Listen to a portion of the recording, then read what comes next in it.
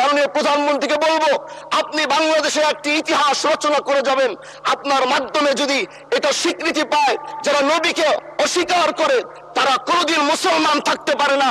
এই দেশের মানুষ নামাজ না পড়লেও যদি কেউ নবীকে কটূক্তি করে তার কলিজা ছিঁড়ে যায়। মাননীয় স্পিকার, আমরা যেই জায়গা থেকে দাঁড়িয়েছি, বাংলার 30 থেকে 40 লক্ষ ওলামায়ে কেরাম আমাদের দিকে তাকিয়ে রয়েছে, কারণ তাদের কণ্ঠ, তাদের সে আওয়াজগুলো আমরা যেন জাতীয় সংসদ থেকে দিতে পারি।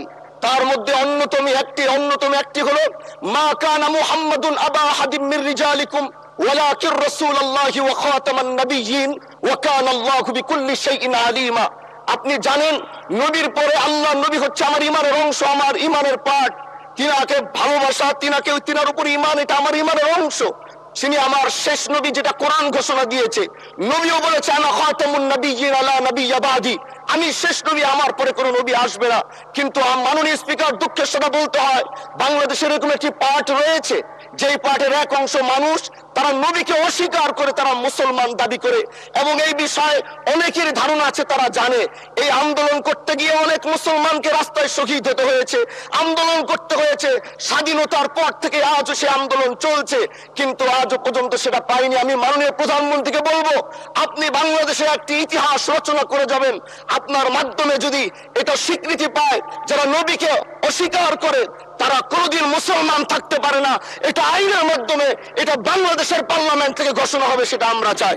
মাননীয় স্পিকার, আরেকটি কথা, আপনি জানেন আমরা আমাদের নবীকে সবচেয়ে বেশি ভালোবাসি, যিনি আখিরি নবী, যাকে বলা হয়েছে ওয়ামা আরসালনাকা ইল্লা রাহমাতাল লিল আলামিন। আমরা বারবার দেখছি কিছুদিন পর পর কারা যেন কিভাবে এসে আল্লাহ নবীর শানে কটূক্তি করে, নবীকে নিয়ে অশ্লীল ভাষায় গালিগালাজ করে, নবীর শানে কটূক্তি করে। এই আন্দোলন, এই সংগ্রাম করতে গিয়ে আপনিও মাননীয় স্পিকার দেখেছেন, রাস্তাঘাটে আন্দোলন করতে গিয়ে কত মানুষ মৃত্যুবরণ করেছে। যদি একবার বাংলাদেশের আইনে, কারণ মুসলমান যদি আমাদের বাংলাদেশের পার্সেন্টেজ অনুযায়ী আমাদের অবশ্যই মুসলমানদের সংখ্যা এই দেশে অনেক বেশি। আমরা তো অন্য কিছু চাচ্ছি না। এই দেশের মানুষ নামাজ না পড়লেও যদি কেউ নবীকে কটূক্তি করে তার কলিজা ছিঁড়ে যায়, সে রাজপথে নেমে যায়। আমি বলবো, যারা নবীকে কটূক্তি করে, নবীর নামে গালিগালাজ করে, এদের মৃত্যুদণ্ড, এই আইনটাও যেন বাংলাদেশের এই সংসদ থেকে পাশ করা হয়।